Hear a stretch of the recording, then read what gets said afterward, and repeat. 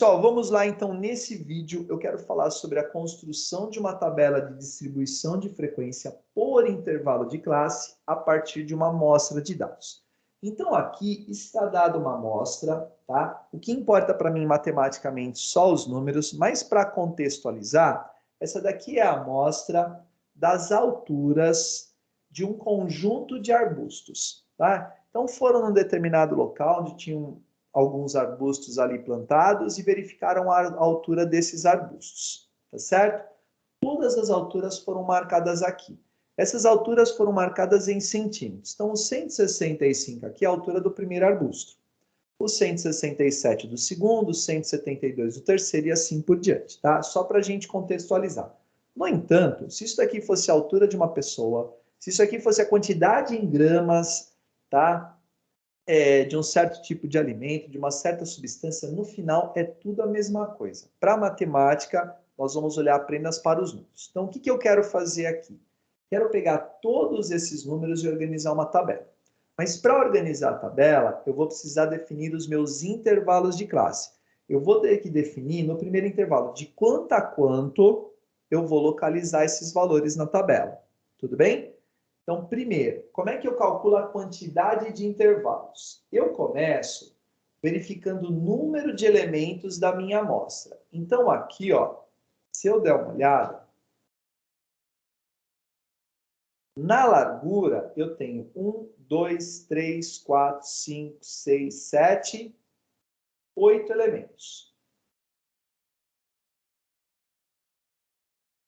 Então, uma linha tem 8 elementos. E no total, eu tenho 3 linhas, cada uma com 8.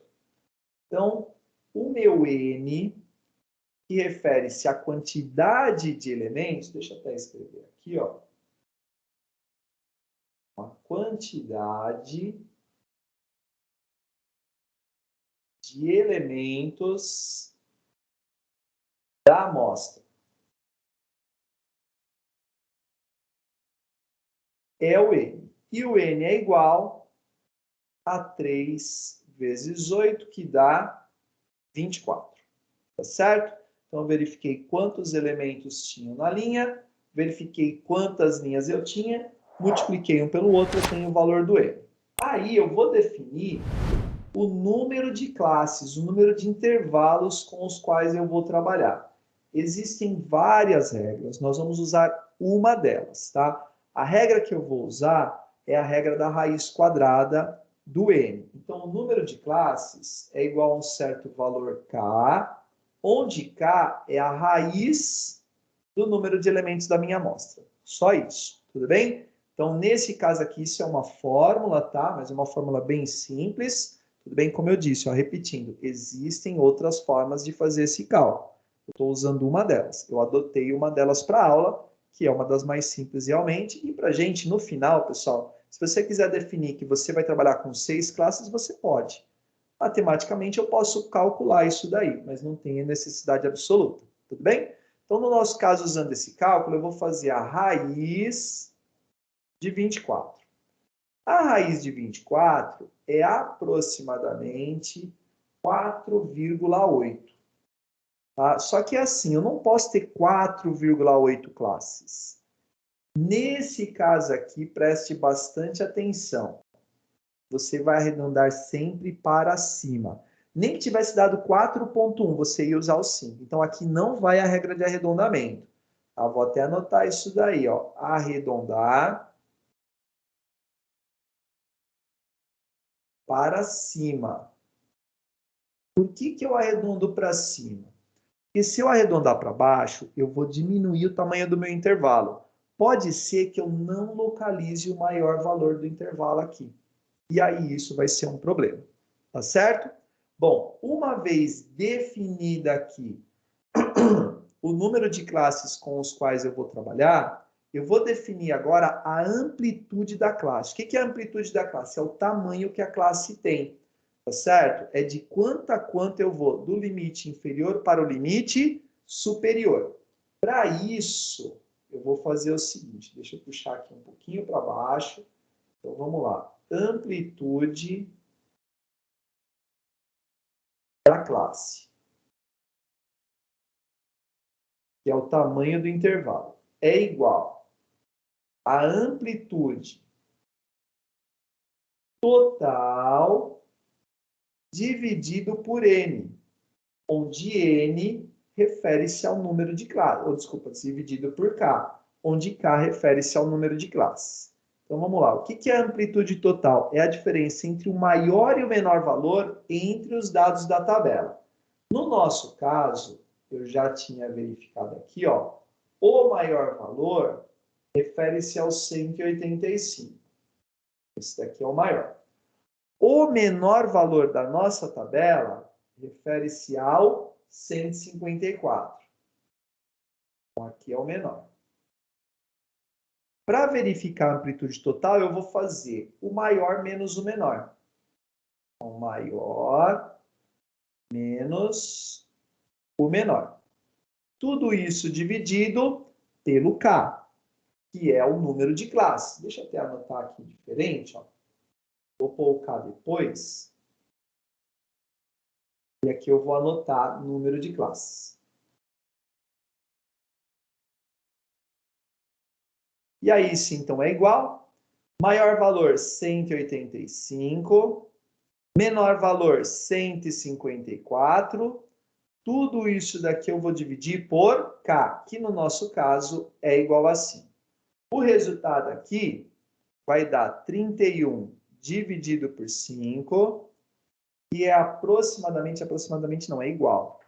É igual a 6,2. Só que eu não vou fazer o intervalo com 6,2 de amplitude. Vai dar mais dor de cabeça para fazer e o tamanho do intervalo não é o principal. Então eu vou arredondar novamente. Mais uma vez, eu sou obrigado a arredondar para cima. Lembrando, por que para cima? Porque senão pode ser que o último valor que eu tenha no intervalo não admita o maior valor que eu vou ter na sequência de dados. Então, se eu faço uma quantidade de intervalos, onde o último intervalo termina no 184, não dá para encaixar o 185, e aí o exercício acaba ficando comprometido. Tudo bem? Bom, feito tudo isso daqui, eu posso ir para a tabela, tá? Deixa eu só dar uma ajeitadinha aqui, que eu vou precisar de um pouquinho de espaço. E aí, deixa eu descer aqui. Bom, fiz todas as contas necessárias. Vou agora fazer as construções na tabela. Então, primeira coisa, eu vou definir os intervalos. O meu primeiro intervalo começa do menor valor, do 154.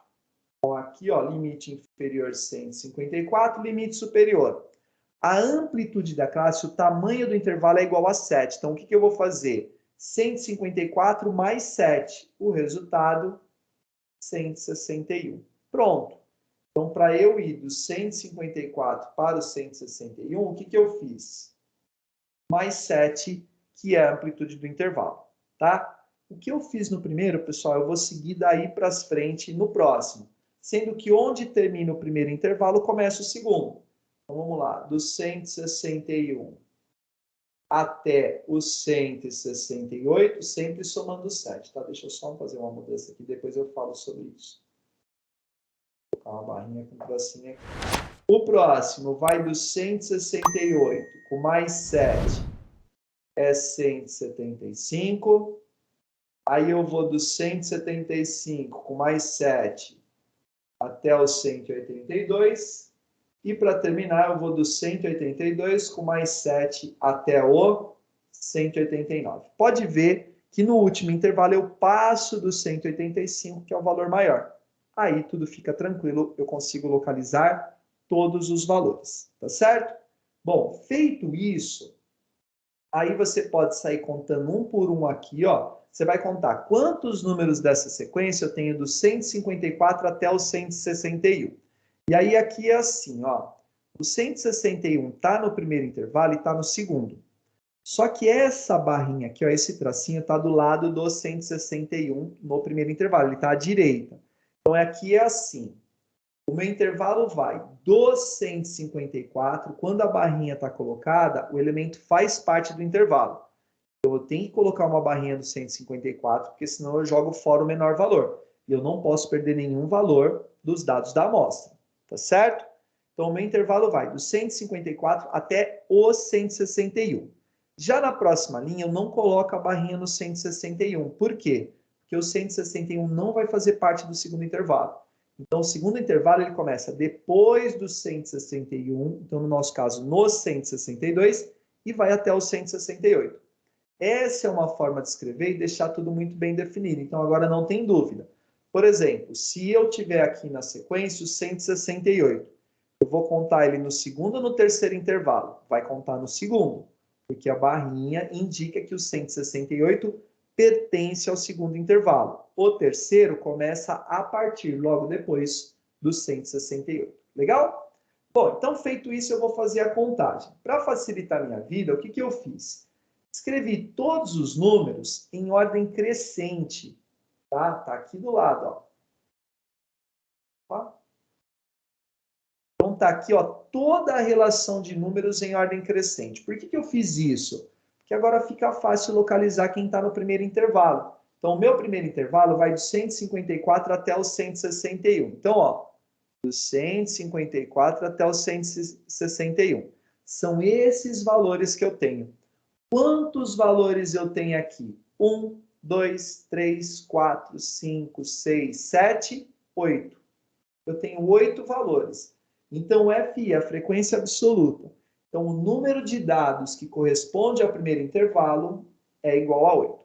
O que eu fiz para o primeiro intervalo, eu vou fazer para o seguinte também. Então, vamos fazer mais um juntos aí. Próximo intervalo, eu vou agora do 161 até o 168. O 168 faz parte desse intervalo. Então, vamos lá, eu vou daqui, ó, vou marcar do outro lado. Então, eu vou daqui até o 168. Pronto. Eu tenho 1, 2, 3, 4, 5, 6 valores. Então, a frequência do segundo intervalo é igual a 6. Vou agora para o terceiro intervalo. Vou subir um pouquinho a minha tela aqui, ó. Vamos lá. O terceiro intervalo vai do 168 até o 175. Lembrando, não tenho risco aqui a barra vertical do lado do 168, ele não faz parte do intervalo. Então, eu vou começar logo depois do 168 e vou até o 175. Então, ó, eu venho até aqui. Então, todos esses valores fazem parte do terceiro intervalo. Eu tenho 1, 2, 3, 4, 5, 6, 7 valores. Então, aqui eu vou marcar o 7. E aí, o que sobrou? Os 179 e os 181 fazem parte do quarto intervalo e o 185 faz parte do último. Então, aqui eu tenho 2 valores e 1 valor. Então, FI do quarto intervalo é igual a 2, FI de último intervalo é igual a 1. Prontinho. Está feito aqui o FI. Com o FI, eu posso calcular todos os outros itens. Tá? Então, eu vou fazer uma barra aqui. Essa barra ficou muito para cima. Deixa eu descer um pouquinho. Vou colocar aqui, então, agora o total. Total aqui, 8 mais 6, 14, com mais 7, 21, com mais 2, 23 e com mais 1, 24. O XI é o valor do meio entre o 154 e o 161. O que eu posso fazer? Soma os dois e divide por 2. No caso aqui, o valor do meio, 157,5. No próximo, é o 164,5. E aí, aqui é assim, ó, de um para outro eu usei sempre amplitude 7. Aqui, de um para outro, é só aumentar 7. Então, aqui vai ficar 171,5. Deixa eu conferir aqui nos resultados para não escrever nada de errado. Aí, mais 7, 178,5. E, para terminar, 185,5. O FR é o resultado de cada valor do FI dividido pelo total. Então, 8 dividido por 24, 0,33. 33, tá? Aí depois, 0,25. Eu vou deixar tudo com 4 casas para ter uma certa coerência, tá? Então, vou colocar o 00. O valor do FI é igual a N. Isso, perfeito. Fizeram uma pergunta aqui, ó. Perguntaram se o total do FI é igual ao N. É exatamente isso. Tudo bem? O total do FI é o número de respostas que eu tenho por intervalo, que é exatamente a quantidade total da amostra de dados. Então, esse 24 aqui também é o nosso N, que é o número de dados da amostra. Muito bem observado aí. Boa, Rodolfo, que está participando aqui com a gente da aula ao vivo. Aí aqui, então, 0,25. Logo depois, fazendo a divisão do 7 pelo 24, vai dar 0,2917. O 2 dividido pelo 24 vai dar 0,0417. Opa, peraí, desculpa. 0,0833. Agora sim. O 1 dividido pelo 24, 0,0417. A soma de todos esses valores é igual a 1. Para passar para a porcentagem, anda com a vírgula duas casas. Então, aqui, 33,33. Aqui 25,00, se não quiser colocar o 00, não precisa. Aqui 29,17, aqui 8,33 e 4,17. O resultado da soma do FR igual a 100%. Pessoal, nessa parte, como a gente já fez bastante, eu estou seguindo um pouco mais rápido, mas se ficarem dúvidas, depois podem me chamar, tá? Para terminar o FA, então na primeira linha, o 8. Na segunda linha, eu somo 8 com o 6, 14. Na terceira linha, eu vou fazer o 8, o 6 e o 7, vai dar 21. Na quarta linha, eu vou somar os valores até a quarta linha, vai dar 23. E na última linha, tem que ser o total, é igual a 24. Prontinho, pessoal, é dessa forma que a gente faz uma pesquisa e organiza os dados na forma de uma tabela. Tudo bem? Isso deixa tudo muito bem organizado, tem amparo científico-matemático que você pode apresentar em qualquer lugar. Valeu, pessoal. Depois a gente volta para continuar falando sobre a amostra.